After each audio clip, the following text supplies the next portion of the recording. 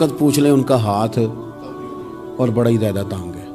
آپ یقین کریں بہن کا جو خاوند ہے وہ کہہ رہا ہے جا حصہ لے کے آ، تیرے بھائیوں کی کمائی تو نہیں تیرے ابا کی ہے، لے کے آ۔ وہ بیچاری اس کی منتیں کر رہی ہیں، کہتی ہیں اگر جاؤں گی نا تو وہ کہیں گے حصہ لے جا، آج کے بعد ہمارے گھر نہ، میرا دروازہ نہ بند کرو، مہربانی کرو۔ اور بھائی سے بات کرتی ہے تو کہتا ہے ہاتھ ہی بڑا تنگ ہے، جب ٹھیک ہوگا تو دے دوں گا۔ نہ کریں یہ ظلم۔ ہمارے اپنے تڑپتے رہتے ہیں اور ہماری دولتیں اندر پڑی رہتی ہیں، ہمارے اپنے چھوٹی چھوٹی ضروریات کے لیے پریشان ہوتے ہیں، لیکن ہم بڑے بڑے بہانے ہیں ہمارے پاس، کہتے ہیں یہ نکما ہے، یہ نکھٹو ہے، یہ کام نہیں کرتا، اس میں فلانا ہے، فلانا ہے، بلہذا میں نے نہیں ساتھ چلنا۔ اظہار جب آپ کے اندر پیدا ہوتا ہے نا، اظہار جب کسی کے لیے آپ حساس ہوتے ہیں تو آپ کو بھی سرور حاصل ہوتا ہے۔ نہ کریں یہ کام کہ آپ کو اللہ نے وسعت دی اور ہر وقت آپ ہاتھ تانگ ہونے کا رونا رو رہے ہیں، ہر وقت آپ یہ کہہ رہے ہیں میں بڑی آزمائش میں ہوں، جب خدا نے آپ پہ نہیں ڈالی تو اتنے جھوٹ بولنا صرف اس لیے کہ میرے پیسے بچ جائیں، صرف اس لیے کہانی سنانا کہ حالات میرے بڑے خراب ہیں کہ کوئی بندہ میرے سے کوئی تھوڑا بہت قرض نہ مانگ لے۔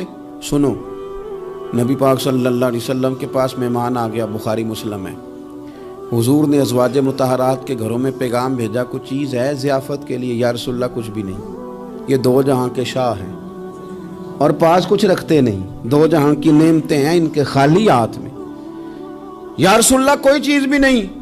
حضور نے صحابہ کے مجمع پہ نظر ڈالی، یا رسول اللہ صلی اللہ علیہ وسلم حکم ہو، تو حضور فرمانے لگے تم میں سے کوئی بندہ ہے جو اسے گھر لے جائے روٹی کھلائے۔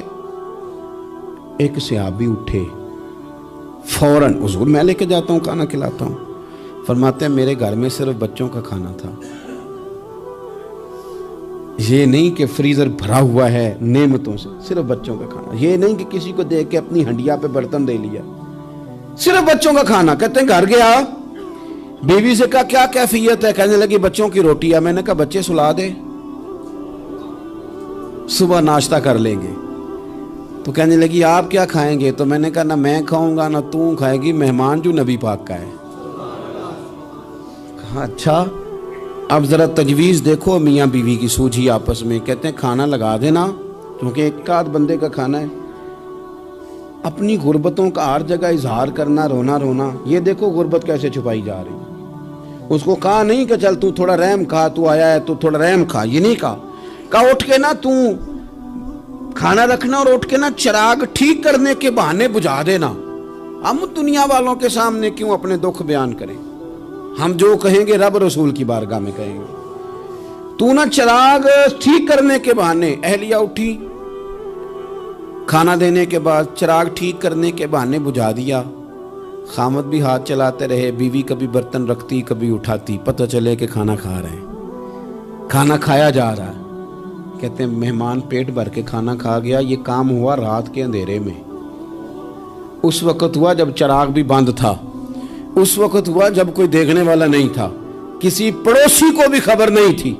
فرماتے ہیں صبح کے اجالے میں اس مہمان کو لے کے مسجد نبوی میں نے قدم رکھا تو نبی کریم نے فرمایا رات جو تم نے کام کیا ہے نا اسے دیکھ کے میرا رب بڑا مسکرایا ہے، اللہ بڑا مسکرایا ہے۔ اللہ تر دامنی پہ شیخ ہماری نہ جائیے، ہم دامن نہ چھوڑ دیں تو فرشتے وضو کریں۔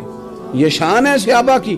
نبی کریم علیہ السلام نے فرمایا رب رات مسکرایا تیرا یہ انداز دیکھ کے، اور اس نے قرآن نازل کیا وَيُؤْثِرُونَ عَلَىٰ أَنفُسِهِمْ وَلَوْ كَانَ بِهِمْ خَصَاصَةٌ۔ کچھ لوگ وہ ہیں جنہیں بڑی بھی ضرورت ہو تو دوسروں پر اثار کر دیتے ہیں، قربانی دے دیتے ہیں۔ رب مسکرایا ہے، اندر پیسے رکھے ہوئے ہیں، اندر پیسے رکھے ہوئے ہیں، اور بہن آ کے منت کر رہی ہے کہ بھائی حالات بڑے خراب ہیں، تھوڑی سی مہربانی کر۔ تو کہتے ہیں بہن پردہ یہ ہے بس، کیسے بتاؤں تجھے حالات، تجھے کیا بتاؤں کام کتنی مشکل سے چلتا ہے، یہ پردہ یہ بس۔ بہرحال اگر تو نے کہا ہے نا 50,000 تو میں زیادہ نہیں کوئی 20 کو دے دوں گا تجھے، وہ بھی خاصی نیکی کر کے، وہ بھی بتا سکھا کے۔ رات اماں پہ علیحدہ سے احسان چڑھاؤں گا، ابا پہ علیحدہ سے چڑھاؤں گا کہ تمہاری بیٹی کے ساتھ تعاون کرنا، سارے علاقے کو ویسے ہی بتاؤں گا۔